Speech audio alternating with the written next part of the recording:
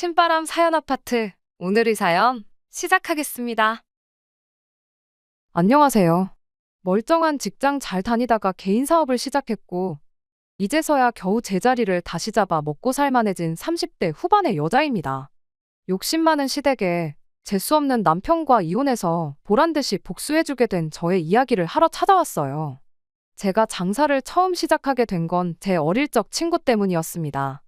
과거에 입시 준비하면서 엄청 친하게 지냈던 친구가 하나 있어요. 저랑 공부를 비슷비슷하게 하는 친구였다 보니 대학도 비슷한 곳에 진학하게 되었습니다. 그런데 그 친구가 대학 들어간 지 얼마 지나지 않아서 유학길에 올랐어요. 연락을 자주 주고받긴 했지만 시차도 있고 서로 바쁘기도 하다 보니 점점 생사 정도만 알고 지내는 사이가 되었죠. 그렇게 대학 졸업하고 저는 취직까지 성공해 알만한 사람은 전부 알 법한 그런 회사에 들어가게 되었습니다. 학교 다닐 때도 바빠서 연락이 힘들었는데 취직까지 했으니 그 후론 정말 그 친구와 연락 한 통 나눌 여유조차 사라졌지요. 그렇게 직장 생활 3년 차를 넘기고 있을 무렵 미국으로 유학 갔던 그 친구한테서 연락이 왔어요. 자기가 얼마 전에 한국 돌아와서 창업을 했는데 한번 놀러 오라고요. 한국 돌아와서도 오픈 준비한다고 정신없이 바빠서 연락할 겨를이 없었는데 가게 오픈한 만큼 이제 시간적으로 여유가 많다면서 오랜만에 얼굴 좀 보자고 유학 떠난 뒤로 그나마 친구라고 연락하고 지냈던 게 저밖에 없더라며 꼭 좀 와달라고 부탁을 해왔습니다. 친구가 한다는 가게 위치도 엄청 애매한 곳에 있었어요. 접근성은 나쁘지 않은 편이었는데 주변에 상권이라고는 하나도 없는 그런 곳이었습니다. 그런데 매장 앞에 도착하니 주차장은 차로 꽉 차 있고 가게 앞은 줄을 기다리는 손님들로 인산이네였어요. 제 눈을 믿을 수가 없었죠. 당연히 내놓으라 하는 이공계 들어가서 해외 유학까지 마치고 왔으니 당연히 IT 관련된 큰 회사로 취직을 할 줄 알았던 친구가 앞치마를 메고 음식 만드는데 여념이 없으니 그 광경도 참 새롭더군요. 친구는 자기도 가게가 이만큼 바쁠 줄 몰랐다며 놀러 오라고 해놓고 신경도 못 써줘서 저한테 미안하다고 몇 번을 사과하는데 그래도 제가 나름 일머리도 있는 편이고 따라하는 건 금방 배우는 타입이었다 보니 친구한테 그럴 게 아니고 내가 할 수 있는 건 도와주겠다 말하고 그날 하루 아예 일을 도와줬습니다. 줄이 워낙에 길었다 보니 점심시간이 훨씬 지난 4시가 돼서야 손님이 빠지기 시작했어요. 정신없이 바빠서 그랬나 시간도 그만큼 빨리 흐르더군요. 그리고 그때 바로 이거다 하는 생각이 들었습니다. 그때 한참 딱딱한 회사 문화에 염증을 느끼고 있던 시기이기도 했거든요. 의미 없이 직원들 일찍 집에 가는 게 싫다고 붙잡아두기식으로 강제하는 야근에 모난 돌은 정 맞는다고 내 의견 하나 똑바로 피력하기 힘든 수직적인 사내 문화 등등. 돈이야 벌겠지만 이 회사 다녀봐야 나한테 도움될 거 하나 없지 않겠나 하는 생각에 하루하루가 스트레스였는데 이 친구를 보니 차라리 힘들더라도 나를 위해 일하고 내가 일한 만큼 벌어가는 게 훨씬 좋겠다 싶은 생각이 더 컸었나 봐요. 장사를 쉽게 본 건 절대 아닙니다. 친구는 친구 나름대로의 고충이 있을 거라 생각했어요. 실제로 친구가 그날 저랑 대화 나누면서 정해진 시간만 일하면 달마다 정해진 고정 수입을 주는 안정적인 직장 생활하는 사람들 보면 참 부럽다고 말까지 해줬다 보니 장사의 어려움은 이미 시작하기 전부터 회사 생활보다 더 힘들 수 있겠구나 하는 생각을 갖고 있었어요. 길고 짧은 거 대보는 것보다 직접 몸으로 부딪혀보는 게 훨씬 빠르겠다는 생각에 내친 김에 그 다음 주에 회사 그만두고 다시 친구한테 일 배우고 싶다고 찾아갔습니다. 친구랑 그 어떤 상의를 하고 간 게 아니었다 보니 난데없는 저희 요청에 친구는 엄청 당황을 했어요. 그도 그럴 게 일손이 부족한 건 사실이지만 당장은 아르바이트를 뽑았으면 되는 건데 굳이 친구 얘기까지 한 저를 쓰는 게 업주 입장에서는 참 부담스러웠겠지요. 그래서 솔직하게 말했어요. 나도 너처럼 내 가게를 갖고 싶다고 다만 아는 것도 없고 뭐부터 시작해야 할지도 모르니 그냥 밑바닥부터 배우고 싶어서 찾아온 거라고요. 돈 같은 거 안 줘도 되니 차근차근 하나씩 알려만 달라고 했습니다. 제가 진심인 게 느껴졌던 건지 친구도 알겠다고 했고 그렇게 친구 밑에서 딱 1년을 일을 하게 되었습니다. 생각보다 월급도 넉넉하게 챙겨줬고 친구가 자기가 배워온 모든 걸 저한테 전수를 해줬어요. 그뿐만이 아니라 메뉴 레시피까지 전부 저한테 알려줬고 마지막에 가선 저한테 엄청난 제안까지 해줬습니다. 어디에다가 가게를 차리던 간판이며 이런 거 다 그대로 써도 괜찮다고요. 자기 가게는 이미 인터넷에 홍보도 많이 된 상태고 하니 원한다면 간판도 그대로 사용해도 좋다고 말이죠. 게다가 상호명을 사용하는 데 있어서도 그 어떤 로얄티도 받을 생각 없고 추가적으로 지점을 내서 체인 사업을 할 생각도 없으니 그런 부분도 걱정 말라고 하더라고요. 정말 몸둘바를 모를 정도로 너무 고마운 제안이었죠. 친구 딴에도 저한테 고마웠던 게 많았나 봐요. 친구 또한 유학까지 다녀와서 미국에서 세계 굴지의 기업에 취직까지 했는데 그 자리 마다하고 일을 배워 한국까지 돌아와서 차린 가게랍니다. 다들 자기한테 미쳤다고 손가락질하기 바빴는데 딱 저 한 명 자기 가능성을 알아봐 준 게 저라고요. 게다가 멀쩡히 다니던 회사 그만두고 자기를 찾아와 주기까지 한 게 어떤 면으로는 참 고마웠다면서요. 아무튼 그렇게 일을 배워나온 저는 회사 근처에서 혼자 지내고 있던 집 전세 계약이 끝남과 동시에 보증금 돌려받아 그 길로 고향으로 돌아왔습니다. 집에 회사를 그만뒀다는 사실을 알린 적 없다 보니 회사 그만두고 장사할 생각이라며 찾아온 저를 두고 저희 부모님께서도 제정신이냐고 뭐라 한마디 하셨죠. 하지만 저는 어느 정도 이 장사에 대한 확신이 있었다 보니 역으로 부모님을 설득할 수 있었습니다. 저희 부모님께서도 적성에 안 맞는 걸 직장이라고 붙들고 있는 것보다 자기한테 맞는 일 찾아서 하는 게 오히려 나을 수도 있다며 이내 제 결정을 응원해주기 시작하셨어요.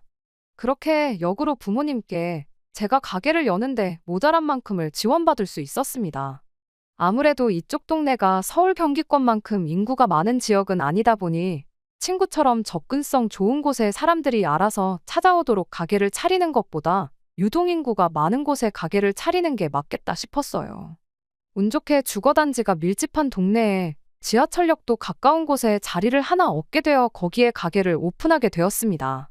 친구 말처럼 가게 이름 자체가 인터넷에서 워낙에 유명했다 보니 가게가 자리를 잡는 데까지는 그렇게 오랜 시간이 걸리지 않았습니다. 실제로 친구가 다른 지점을 열지 않겠다는 약속도 지켜주었어요. 인터넷에서 화제인 가게이니만큼 여러 군데서 5만 가지 제안이 다 왔었나 봅니다. 투자해 줄 테니 체인 사업을 해보자는 사람들부터 시작해서 백화점 식품관에서도 협업 제안이 왔었다고 해요. 돈을 훨씬 많이 벌 수 있는 제안들이었는데 친구는 혹시나 그게 제 가게 매출에 영향을 줄 수도 있겠다 싶어서 딱 잘라 그 제안을 거절했답니다. 그런 친구의 배려에도 불구하고 제 가게가 친구 가게와 비교해보면 돈을 쓸어 담는다고 할 만큼 장사가 잘 되지는 않았어요. 회사 다닐 때 월급하고 비교하면 조금 더 잘 버는 수준이긴 했지만 아무래도 내 장사다 보니 신경 쓸 것도 너무 많고 여러모로 아쉬운 점이 많았습니다. 그래도 장사가 어느 정도 자리를 잡고 나서는 직원 2명 쓰고 그러다 보니까 시간적으로 여유가 조금 생기더라고요. 그러다 만난 사람이 남편이었지요. 나이가 있었다 보니 연애를 시작하고 결혼까지 가는데 1년 정도의 시간밖에 걸리지 않았습니다. 남편은 어떻게 보면 저랑은 정반대의 사람이었어요. 얽매이는 게 싫어서 직장 생활에 염증을 느꼈던 저와는 다르게 남편은 자기가 다니는 회사에 자부심까지 가지고 있는 그런 사람이었습니다. 의미 없는 야근도 너무 싫었고 까라면 까라는 수직적인 구조도 싫었는데 남편은 반대로 회사가 시키지도 않아도 자처해서 야근을 하고 밖에 나가서는 우리 사장님이 참 대단하신 분이다, 존경하는 사람이다 라고 자기 입으로 말하고 다닐 만큼 애사심이 대단한 사람이었죠. 그만큼 성실한 사람이었다 보니 제 인생에 있어서 좋은 동반자가 되어주겠구나 생각했어요. 실제로 연애하는 동안 다툼 한 번 없었고 모든 일에 있어서 제 편이 되어주었거든요.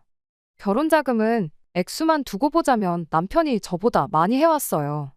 아무래도 저는 그간 평생 모은 돈으로 창업을 했다 보니 그 이후에 금방 가게가 자리 잡았다 한들 그 후로 모아놓은 돈이 많지가 않았거든요.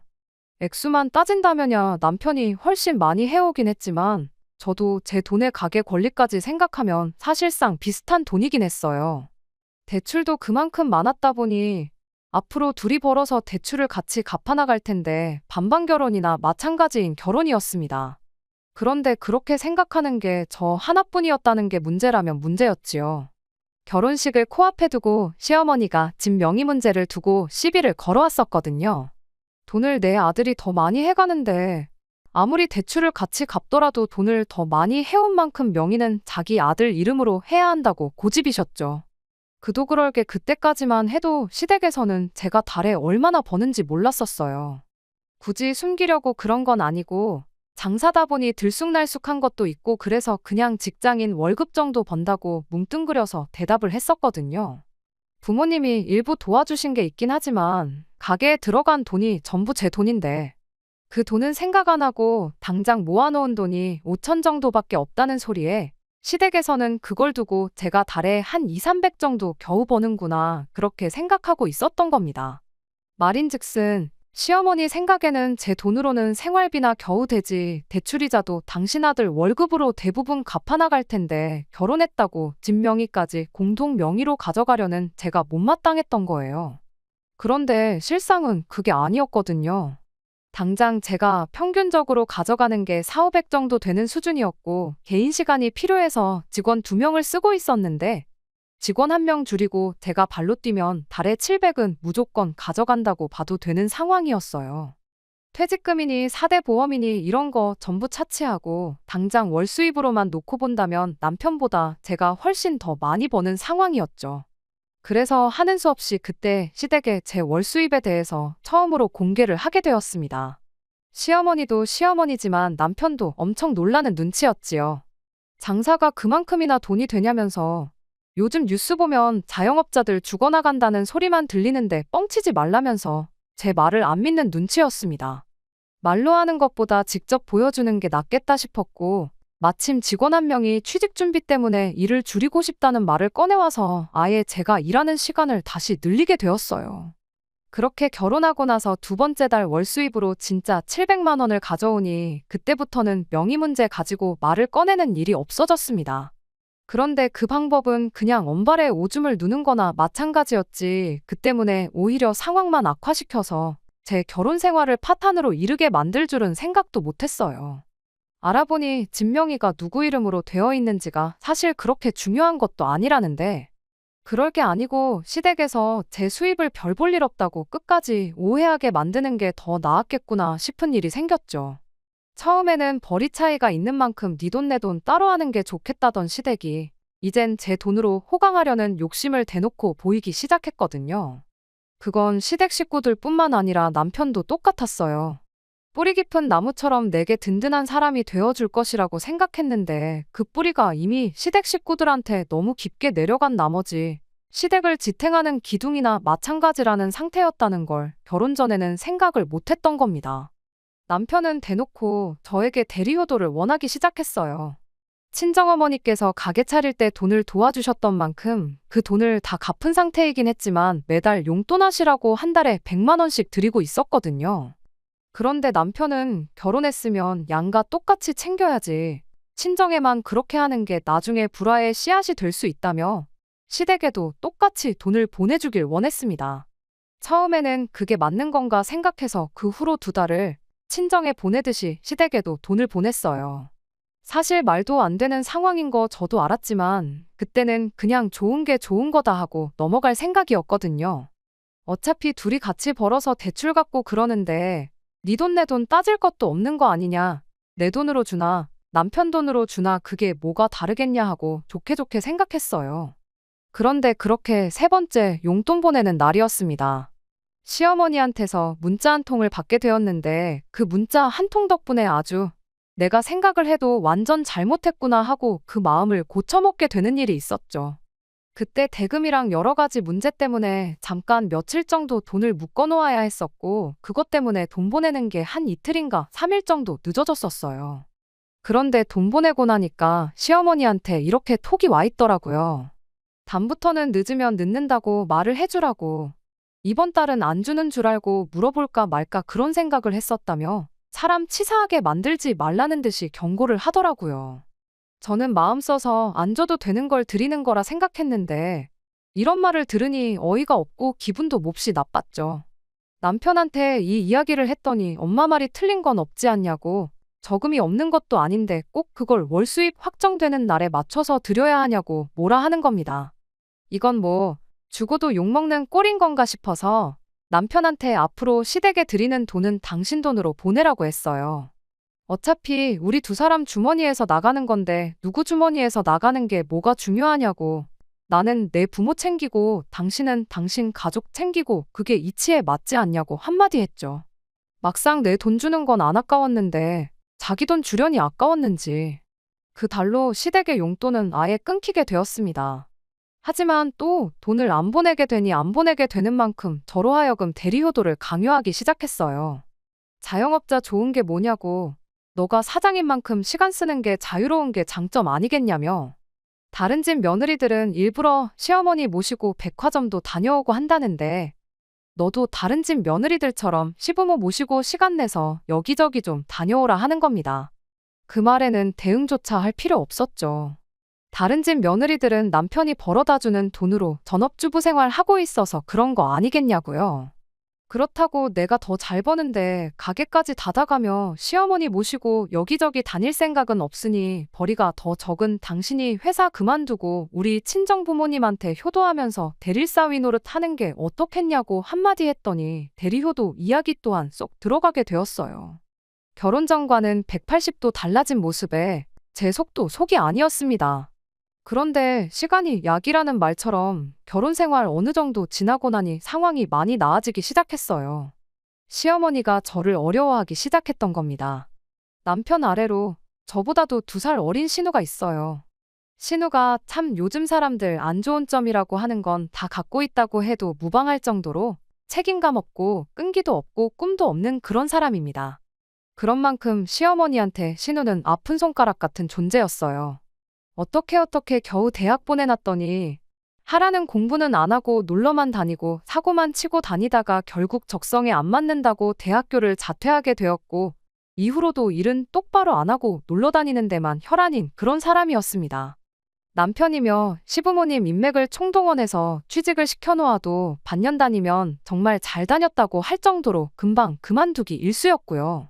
그런 게 하도 반복되다 보니 나중에 가선 이력서를 써서 보내도 면접 보러 오라는 연락 한 통 없이 서류에서부터 탈락하기 시작해서 신우가 가질 수 있는 직장이라곤 아르바이트 자리 정도밖에 없었어요. 나이 먹으면 정신 차리겠거니 생각했는데 오히려 시간이 지날수록 상태만 악화되고 있는 그런 상태였고 시어머니 입장에서는 그래도 소중한 딸인 신우가 마지막으로 직장이나마 가질 수 있는 게 제 가게뿐이라는 생각을 갖기 시작한 겁니다. 그래서 그 덕에 언젠가부터 시어머니가 저를 어려워하기 시작했고 남편 또한 제 눈치를 많이 보기 시작했어요. 그렇다고 해서 제가 신우를 제 가게의 직원으로 채용할 생각은 없었습니다. 잘하는 사람을 뽑아놓아도 모자랄 판에 그런 책임감 없는 사람을 일부러 멀쩡히 잘 일하고 있는 직원들 시간까지 빼가면서 신우를 써줄 이유가 하나도 없었던 거죠. 그러던 중 시어머니가 신우랑 같이 해서 저를 찾아왔어요. 애가 이제 정신 차리고 똑바로 산다고 하니 한 번만 기회를 주면 어떻겠냐는 식으로 물어오셨고 신우 또한 새언니 가게이니만큼 내 가게다 생각하고 열심히 할 테니 일을 시켜달라고 부탁을 해왔죠. 하도 간곡하게 사정을 하길래 결국엔 그 부탁을 들어주기로 했어요. 내가 내 수입 덜 가져가겠다는 생각으로 직원들 시간 하나 건드리지 않고 신우 자리를 하나 만들어줬습니다. 솔직히 처음엔 신우가 한 달 버티면 오래 버티는 거다 생각하고 만들어준 자리였는데 진짜로 이번엔 정신을 차린 건지 정말 자기 가게처럼 열심히 일을 하더라고요.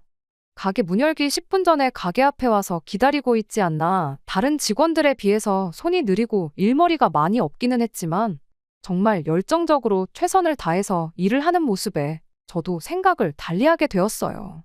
그리고 그렇게 신우를 제 가게에서 일을 시킨 덕분에 남편과 시어머니와의 관계도 좋아지기 시작했으니 더할 나위 없이 좋은 결정을 내렸구나 그런 생각을 하게 되었습니다. 신우가 생각보다 잘 따라와주고 워낙에 열심히 하는 모습을 보여줬다 보니 반년이 지나고부터는 최저시급으로 쳐줬던 급여도 다른 직원들 받던 만큼까지 올려주고 그랬어요. 제가 가게에 나와 있으면 제 옆에 딱 달라붙어서 제가 하는 일 다 노트에 받아 적고 메모하는 모습을 보고 이젠 진짜 정신 차렸는가 보구나 하고 신우를 달리 보게 되었습니다. 그런데 그렇게 1년이 더 지나서 신우가 갑자기 일을 그만두겠다는 의사를 전해왔습니다. 일하는 게 나쁘거나 그런 건 아닌데 아무래도 장사는 자기 적성이 아닌 것 같다며 그동안 일하면서 벌어놓은 돈을 가지고 공무원 시험이나 준비해야겠다고 그러더라고요. 일도 어느 정도 손에 익은 듯 보이고 직원들하고 팀워크도 좋아졌는데 막상 신우가 그만둔다고 하니 아쉽기까지 했습니다. 그래도 자기한테 더 잘 맞는 일을 하겠다고 그만두는 신우를 붙잡는 건 또 아니겠다 싶었어요. 그래도 나름 가족이자 사장이라고 퇴직 금명목으로 현금도 두둑하게 챙겨주고 신우의 성공을 바래주기로 했습니다. 어차피 신우가 없어도 굴러가던 가게였다 보니 신우가 나갔다고 해서 직원을 새로 뽑지는 않았고 다시 제가 일하는 시간을 늘려 가게를 도와주기 시작했죠. 신우가 가게를 나갔다고 해서 시어머니와 관계가 다시 악화되고 남편이 저한테 다시 대리효도를 요구하고 그러지는 않았습니다. 결혼 생활 초반에 있던 불협화음도 사라졌고 이제 정상적으로 모든 게 제대로 흘러가는구나 그렇게 생각했는데 그게 아니었어요. 저희 가게에서 그렇게 멀지 않은 위치에 제 가게랑 똑같은 가게가 하나 생겼습니다. 간판 이름도 최대한 비슷하게 만들었고 인테리어까지 거의 그대로 빼다 박은 가게였습니다. 그리고 그 가게를 차린 장본인은 다른 사람이 아니라 공무원 준비를 한다고 가게를 나간 신우와 시어머니였습니다. 정말 믿는 도끼에 발등을 찍혀도 이보다 아플 수가 없었어요. 정신 차리고 열심히 일을 했던 게 사실은 제 가게랑 똑같은 가게 하나 차릴 생각으로 열심히 했던 겁니다. 제가 일하는 거 따라하고 지켜보던 것도 열심히 받아 적던 것도 전부 다 잘하려고 노력한 게 아니라 때가 되면 제 뒤통수를 때릴 생각을 하고 있었던 거죠. 엎친 데 덮친 격으로 저희 가게 직원들까지 그만두겠다는 의사를 전해왔어요. 이유는 물어볼 것도 없었죠.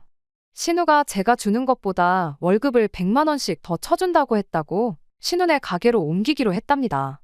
제가 직원들한테 돈을 짜게 주고 있던 것도 아니었는데 그렇다고 당장 일할 사람 붙잡겠다고 신우가 주기로 한 돈을 맞춰주는 것도 아닐 일이다 싶어서 결국 몇 년을 함께한 직원들까지도 신우한테 빼앗기게 되었어요. 남편한테 이게 무슨 상황이냐고 신우랑 시어머니한테 당장 가서 따지겠다고 했더니 남편이 가족끼리 뭘 그러냐, 우리끼리만 잘 살면 쓰냐면서 그냥 분점 하나 냈다고 생각하면 마음이 편하지 않냐는 겁니다. 아니, 차라리 그럼 가게 한 개 더 낼 생각 없냐고 물어봤으면 되는 거 아니냐고. 이렇게 사람 뒤통수 때리는 게 정상적인 거냐고. 그리고 따지고 보면 내 친구가 본점을 하고 있는 거고 내가 하는 게 분점인데 분점 5분 거리에 분점을 또 내는 가게가 세상에 또 어딨냐고 남편한테 한마디 했죠. 남편은 이게 다 결혼 초반에 가족들한테 거리 두고 처가와 시댁을 차별한 것에 대해 벌을 받는 거라고 자업자득이라는 말도 못 들어봤냐며 이게 다 제가 자초한 일이라고 뻔뻔한 소리를 하더군요. 그때 제가 치사하게만 안 굴었으면 자기 가족들도 이렇게까지는 안 했을 거라나요? 그리고 신은혜가 제 가게를 표절했다는 증거라도 있냐며 뻔뻔하게 나오더군요. 친구가 처음 사업을 성공시키고 나서 이미 여러 군데서 비슷한 느낌의 메뉴들을 출시했었고 그걸 따라해서 창업한 가게들도 수십 군데가 넘었습니다. 남편 말은 신우가 새로 차린 가게 또한 그런 비슷한 가게들 중 하나일 뿐 따라한 게 아니라는 소리였죠. 당연히 제 가게가 잘 되면 잘 되는 만큼 근처에 비슷한 가게가 생기게 될 거라는 건 어느 정도 염두에 두고 있었습니다만 간판에 인테리어까지 똑같이 따라한 가게를 다른 사람도 아니고 내 남편 가족들이 차릴 줄은 생각도 못했어요. 그리고 이 모든 게 저만 모르게 해서 남편을 포함한 시자들끼리 계획한 일이라는 사실을 알게 되니 소름이 다 돋더군요. 그 와중에 남편이 저한테 너는 지난 세월 동안 벌 만큼 벌지 않았냐고 이제는 우리 엄마랑 동생 돈 편하게 벌게 이참에 장사도 접고 남편이 벌어다주는 돈으로 시댁에 효도하면서 편하게 지내라는 소리를 하는 겁니다. 가게 말아먹고 월수입이 사라지면 제가 찍소리도 안 하고 자기들 눈치 보고 살 거라고 생각했는가 봐요. 그렇게 할 생각은 눈꼽만치도 없었으니 다른 말보다 남편한테 이혼하자는 말을 한마디 건넸어요. 남편은 저한테 당장 먹고 살 걱정부터 해야 하는 거 아니냐면서 진짜 이혼할 생각이냐고 뻔뻔하게 나오더라고요.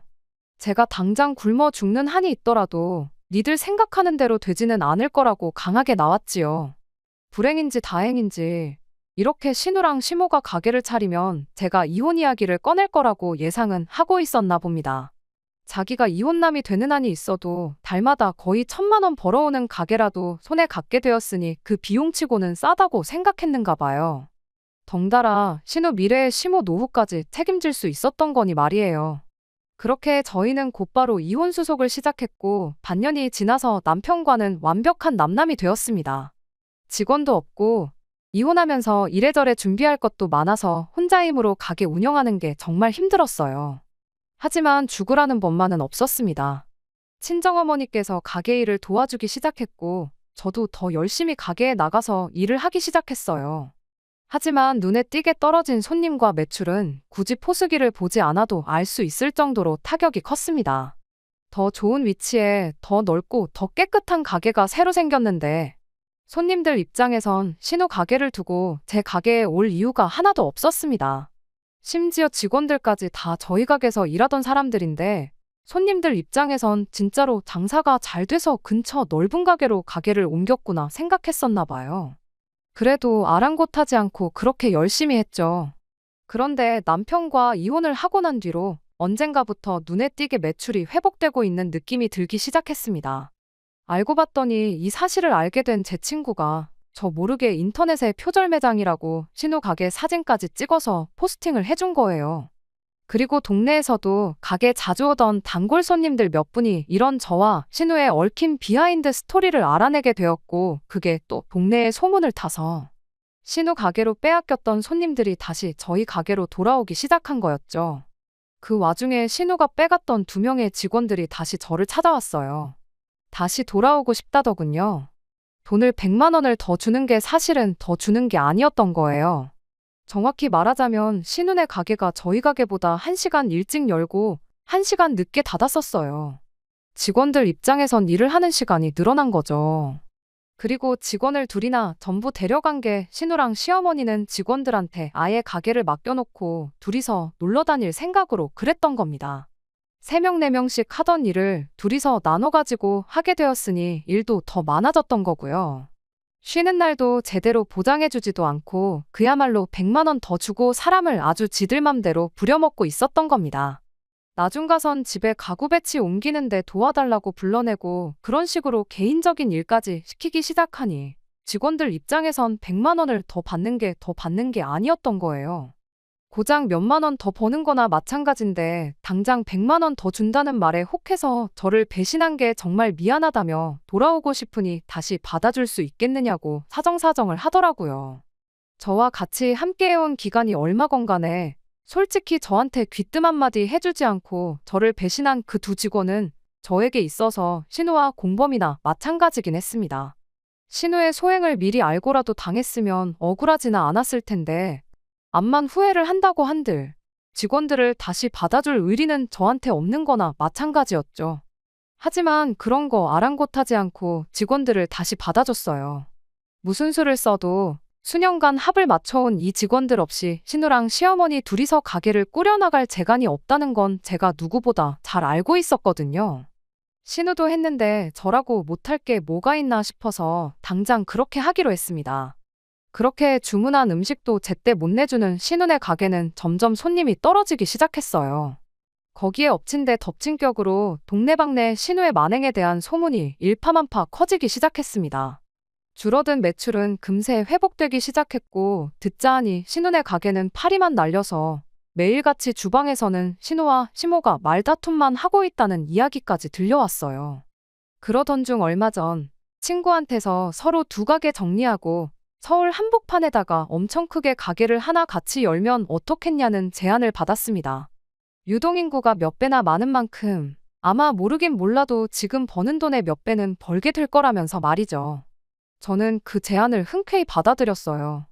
어차피 이혼한 남편과 그 신우랑 시모 때문에 정이 떨어질 만큼 떨어져서 같은 동네에서 계속 살고 싶은 마음이라곤 쥐뿔도 없었거든요. 대신 제 가게는 조금 나중에 정리기로 했어요. 조금만 더 하면 신우가 차린 그 가게 망하는 꼴을 볼 것 같은데 괜히 내 가게 정리해서 신우네 되살아나는 꼴은 보고 싶지 않았거든요. 그렇게 가게 준비하면서 서울과 고향을 오며 가며 하며 처음 가게를 열었을 때보다 더 열심히 지난 몇 개월을 보냈습니다. 그리고 서울의 가게가 오픈함과 동시에 신혼의 가게가 결국 버티지 못하고 문을 닫게 되었습니다. 그렇게 제 가게도 정리를 하게 되었어요. 가게는 직원 중 한 명이 인수를 해서 새로운 가게로 새로 차리기로 했고, 다른 직원 한 명은 저를 따라와 서울로 올라와서 같이 일을 하기로 되었습니다. 친구의 예상대로 서울의 새로 연 가게는 정말이지 그야말로 대박이었습니다. 접근성이 더 좋아진 만큼 소문도 더 빨리 퍼지게 돼서 지금은 평일 대낮에도 손님들이 가게를 둘러쌀 만큼 줄을 서야 할 정도로 장사가 잘 되고 있어요. 이렇게 더 성공한 저를 보고 남편이며 시모며 신우가 얼마나 배 아파할지 생각하면 잠을 안 자도 쌩쌩하고 안 먹어도 배가 다 부를 정도입니다. 그리고 한편으로는 이런 생각도 들어요. 신우랑 시모가 욕심내지 않고 신우를 제 밑에서 계속 일하게 시켰다면 아마 모르긴 몰라도 제가 이렇게 서울에 올라오면서 신우한테 가게 권리를 전부 넘기고 왔을지도 모른다는 걸요. 아니면 동업자 대우로 신우랑 같이 서울로 올라왔을 수도 있고요. 욕심 조금만 덜 부렸어도 평생 먹고 살 걱정은 없게 만들어줄 수 있었을 텐데. 제 욕심에 쫄딱 망해버린 시댁 보니까 남편 말 맞다나 자업자득이라는 말이 괜히 있는 말이 아니구나 싶네요. 끝까지 들어주셔서 감사합니다. 오늘의 사연은 여기까지입니다. 구독과 좋아요, 알람 설정 부탁드리고 더 좋은 사연으로 다시 찾아뵙겠습니다. 감사합니다.